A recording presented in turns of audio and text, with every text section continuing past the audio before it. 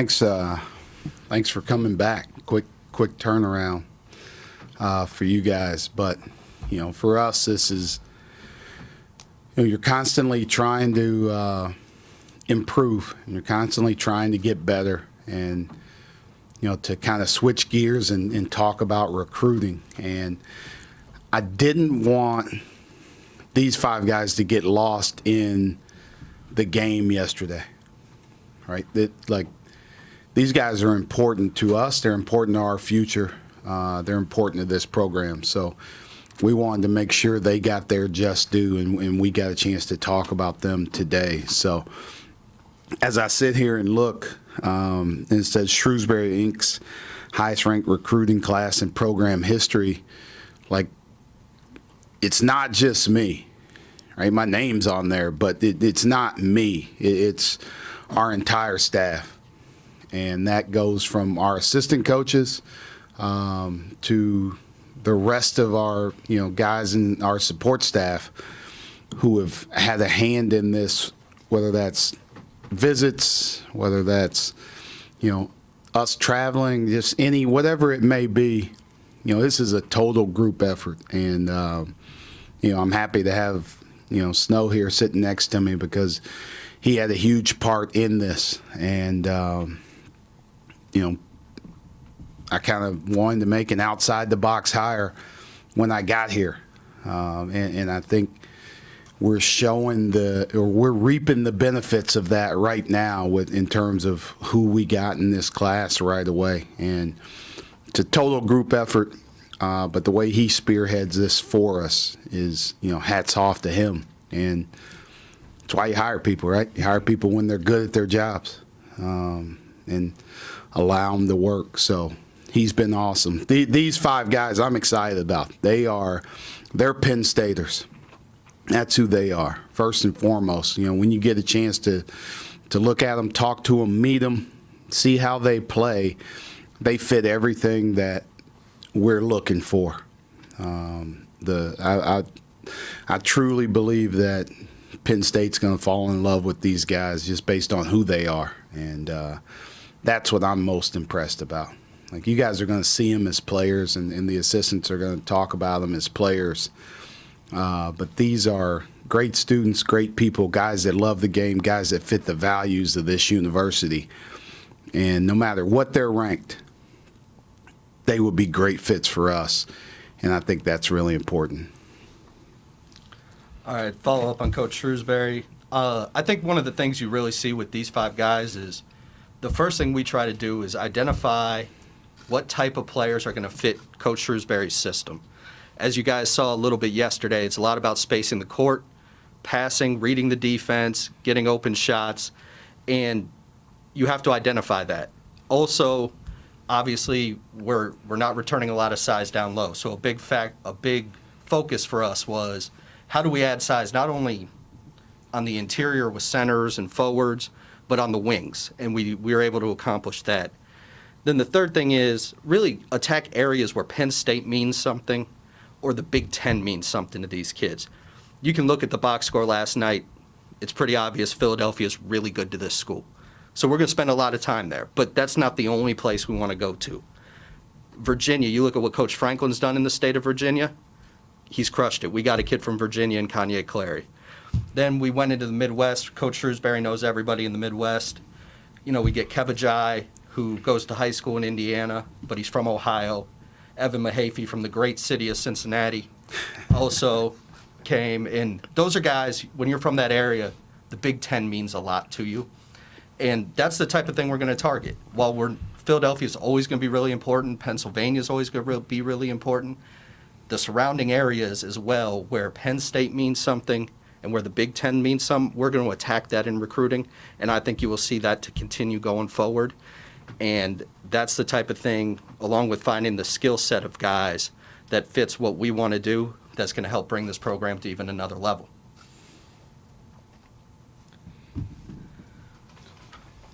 And then Coach Fish will start us off. He's going to go over Jamel Brown from Philadelphia. He'll talk about his recruitment.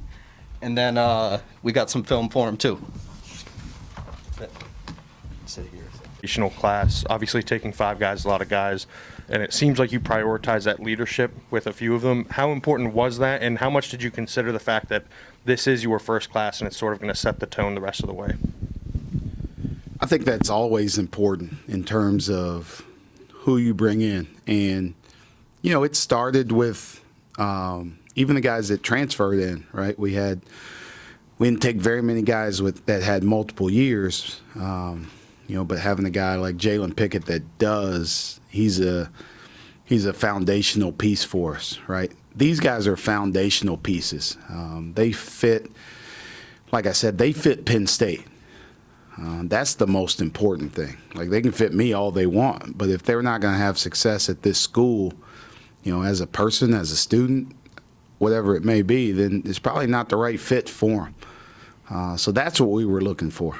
And also guys that, when we look at this, we're like, man, we got a bunch of guys who would be great hosts on visits.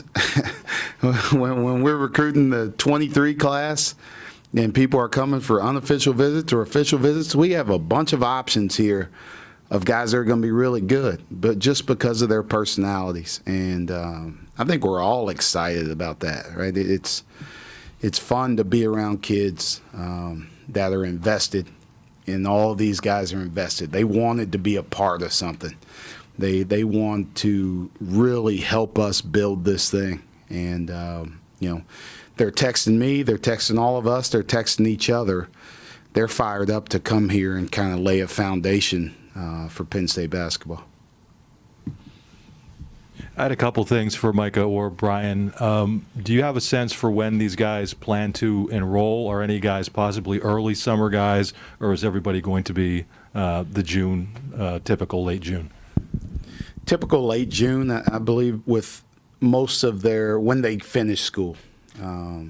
We could have a couple guys that could come earlier, but all, summer sessions. Like, maybe we could get somebody here for the first summer session, but a lot of their schools run really close to that. And, it's still important for them to be kids too. We have enough time, right? If they get here for that second summer session, we get 8 weeks with them.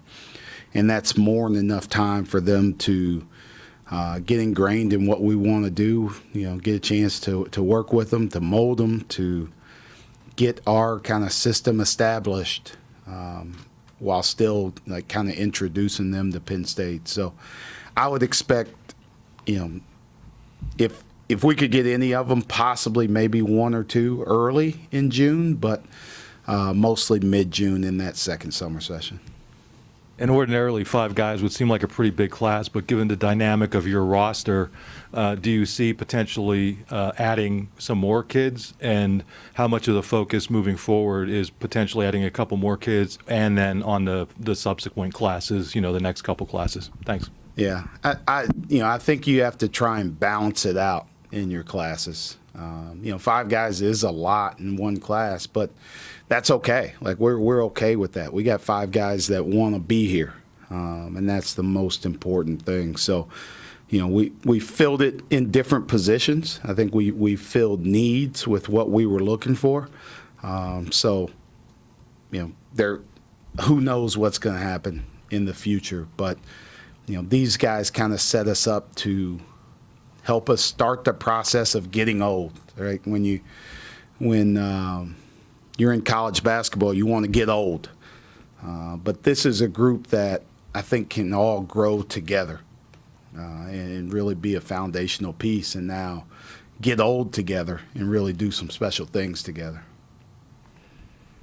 For Brian or Micah, whoever wants to answer, I guess with taking the 2 bigs, how important was it to get 2 guys who pretty clearly can do some different things, have a different skill set? I mean, part of that just comes into how we're trying to play.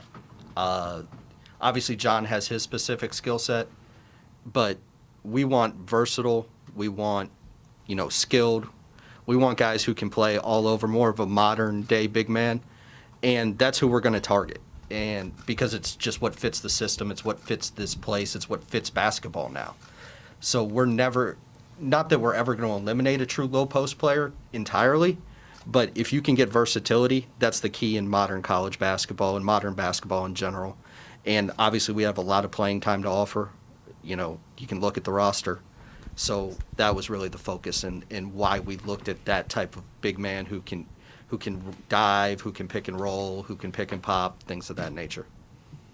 I think with both of these guys' abilities is skills too. Like, you can find time for them together if you want to, right? They can both.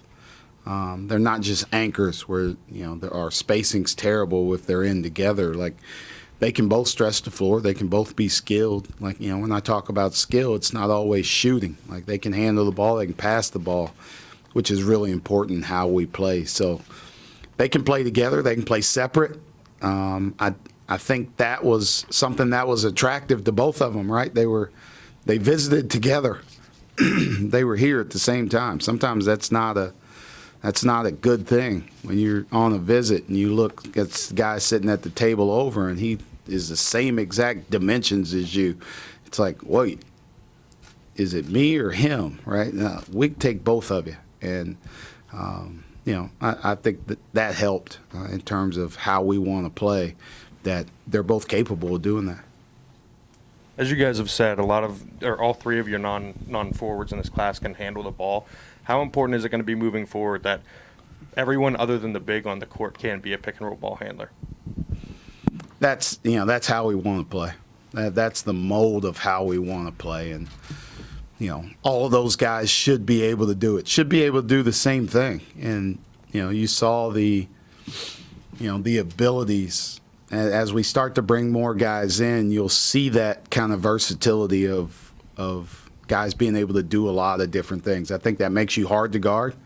I think that allows us to push the ball in transition a little bit more, right? Like you saw in the clips, Evan Mahaffey at his size, like, can play the point guard position. So him being able to get it and push it, now he needs other guys just run the floor, right? Jamel can do the same thing. Kanye can do the same thing.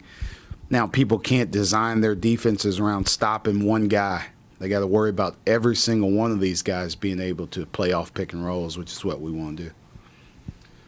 For Micah, Jamel Brown is now committed to you twice. What's your relationship been like with him throughout this whole process? You know what? I've just enjoyed he and his family. That's really what it's been about. Getting to know him as a player, as a person, as a student. There's, you know, just kind of great similarities. And he comes from a great family. Right, he was at a great school, at the Haverford School, and now he's at Westtown there. Like, he, you know, he's a Philadelphia kid, so that helps us, right? It helps us continue to, you know, roll in that area, get good players from that area. But he's a great kid. He's a great kid. He's familiar. The players on our team from Philadelphia already know him and talk to him. So, you know, I haven't, like, in my life, you know, I'm from Indiana. I've been in the Midwest my whole life, except for those years in Boston. And I haven't recruited Philadelphia a whole lot. And these guys have. They've done a great job. Coach Fish, Coach Fairley, they have. And, you know, so they've really helped me in that area. But I think Jamel gives you a little bit, you know, he and Meach both, they, like, give you a little street cred over there. You know, when you can't get a good kid, good player from that area.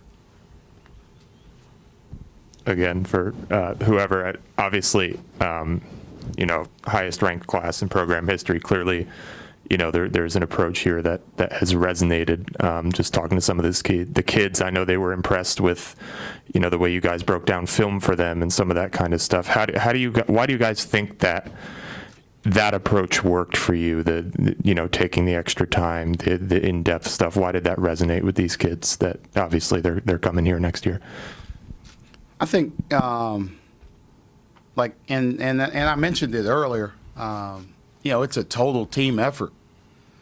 Like, everybody had a substantial part in this, in recruiting these guys and getting these guys here. And, you know, whether that was Grady, Trey, Mike, JT, Bo, those guys putting together video edits that were helpful and showing guys how we played. Right? We didn't have a lot of video to show them how we were going to play. So everything that we did this summer, we tried to film it and show them. But I think why people liked it is because of how much we're trying to invest in people. Right? That's a huge part of what we do. We want to be a development program. Right? We want to help you grow as a person and a player during your years in college. And, our part of that on the basketball court is we really invest in people. And, everybody's not the same, right? Snow and I don't do the exact same things. Or people on the court, they don't do the exact same things. So they shouldn't work on the same exact things, right? You should work on the things that are specific to you, that are important to your development. And I think, they saw our commitment in terms of making them better players. And that's what we're going to do here. You come here, we're going to make you a better player. Now, you have to like basketball, right? I can't make you a better player if you don't like it, if you don't want to come to the gym, if you don't want to learn. But we're going to do it. If you want that, we are going to invest everything we have in you to make you a better player. And I think that resonated with a lot of these guys. I would say another thing that resonated, and these guys are the reason why, is just how authentic and genuine we are. I think we only made one promise during the recruiting process, and that was to Keba, and it was Coach Fish saying he would jump on his desk and celebrate and send him the video if he committed, which he did do, for the record. But, we didn't promise anything. We were just real. You got to earn everything you're going to get, but we're going to put you in a position to get there. And it appeals to the type of guy we want, that just don't need everything handed to them. And these 5 guys are all going to work to get everything that's coming their way. For either of you guys, kind of how have you seen these 5 guys gel together a little bit, and have you gotten to see them all in person together at once? No. They all came at different times. Kanye was by himself. Jamel was by himself. Evan was by himself. Meech and Keba both came on the same visit. So they got to spend some time together. But, it's funny. They've gelled, though, because each one, once they commit to you, then they ask, who can we help? How can we help? And they reach out to other guys and try and do it in their own way.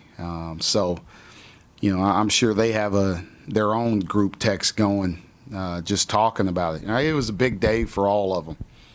When you sign somewhere for college, it's a huge experience and it's a big moment in your life. And they all had that, but they are all going through this same experience together. And once they get here, there's not going to be any problems with them gelling. Evan's probably going to lead the charge of hey, let's go do this, let's go bowling, and Kanye's just going to be a little guy. He's going to be like, no, let's go throw darts or shoot pool, right? They're each going to want to do their own thing, and I think everybody else just kind of rolls with the punches, right? Meech is just going to smile and say, let's do it, and Jamel's going to roll with them, and Keba's not going to say anything. But he's going to be a part of the group, and, their personalities are similar. All their personalities are similar. They're not the same people, but they're all similar, and they're going to get along great when they get here. Similar to what David asked, being the first time that you're recruiting to Penn State, what did you kind of learn through this process in landing some of these guys that you'll be able to apply to future classes? It's almost like getting a chance to re-recruiting some of our guys back for this year's team really helped. Right? John Hare loves Penn State. Miles Dredd loves Penn State. So talking to those guys about what is it, using Coach Fish, who's been here, who's gone to school here, using Nick Colella, using Bo Wagner, those guys have gone to school here, had great experiences here. What is it about this place that's special? And I think we kind of took everything from those guys, and now we showed it to these guys when they came to visit or when we're talking about it and everything else. So like that was huge. Like getting people that fit here, that want to be here, that want to have success here. I think that's when you take off, when you have guys like that. So, you know, they're all fired up, right? They're throwing their stuff. You know, they all got Penn State stuff on right now, walking around yelling, "We are at school," because they're happy to be here. They're excited to be here, and they know they're going to be a part of doing something special. So question for either of you. Following up on that, you know, what are the differences between trying to convince someone to be a part of the Penn State community when they're here, when they're a transfer here for maybe just one season, and then if they're a recruit who could potentially be here for 4 or 5? I mean, I think there's a fundamental difference. With Greg Lee, he's 24 years old. You got to talk to him differently than you're talking to a 17-year-old or an 18-year-old. He's had different life experience. They're at different points of time in their life. With recruiting high school kids, it's all about, listen, the future, your degree, this is how we set you up. With maybe a 1-year transfer, this is how you fit basketball-wise, and we can help you with your degree, get your master's, things of that nature. But they're at different points of their lives. They're looking at different things. They react to things differently. You're not going to recruit a 22-year-old or a 23-year-old the same way you're recruiting a 17-year-old. If you do, it's just not going to work. So you just got to know who you're talking to and who your audience is.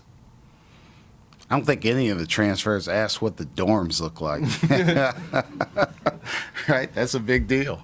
That's a huge deal for these guys. Where am I going to live? What's the dorm look like? Other questions like that, you know, normal 17. What's the HDMI hookup for my video games? We'll do 2 final questions, John and David. This is for Fish. Being the elder statesman here, sort of, right, the guy that understands Penn State more than everyone else, how much were you That's the first time anyone has ever said elder statesman when Coach Collins has been around. How much were you sort of the point man for all of these guys in explaining why you thought Penn State was special? Because that was something you and I talked about at Media Day, that you thought this was a special place. You know, I think it was Coach Shrewsberry was the point guy on all these guys. I think when he got here from day one and was around this place, he saw it. He saw the community. I mean, he's been probably to more sporting events than any of our season ticket holders. I mean, he's at field hockey, women's volleyball, you name it, he's there. And I think, you know, he saw that quickly. I think it was probably a big reason why he took the job. He talks about all the time all the success other sports have had here. So why not basketball? So I think his knowledge, I think Nick Lell did a great job, you know, showing what Penn State is and doing that. So I think, you know, when you're around Penn State, you see it quick. It's a special place. It's hard to explain to people until they get here. And I think everybody picked up on it quickly, our whole staff. So I think it was everybody contributed on that. Obviously, you know, your current roster is transfer heavy. To what extent, when you're considering these classes, when you're plotting out the future, is it important to kind of bake in flexibility to be able to do that again? Or is it important, I guess? Yeah, I think it's really important. You have to, in kind of the culture of college basketball as it is right now, you have to continue to remain flexible. But, you know, signing these guys, like we're counting on these guys. Like these 5 guys are really important to us. And, you know, we're investing everything heavily in them once they get here. And now it's a matter of if there's a specific need, then you can use the transfer portal to try and fill a need. But we have a specific role that we're pegging these guys into in terms of this is who we need you to be each and every year. And maybe that role changes when they get here, as they start to play together, as we start to see more, as they start to play with some of the guys on the current team. So, you know, this is how we want to recruit right here. Like bringing in these kids like this, bringing in kids that want to be here, bringing in great kids that are going to fit Penn State and kind of gel in this community. like this is the direction we're going, and we'll use the transfer portal for needs, but we're going to bring in guys that we're going to invest everything in and make them the best players that they can be and make us the best program that we can be. Thank you, everyone. Thank you, guys. Thank you.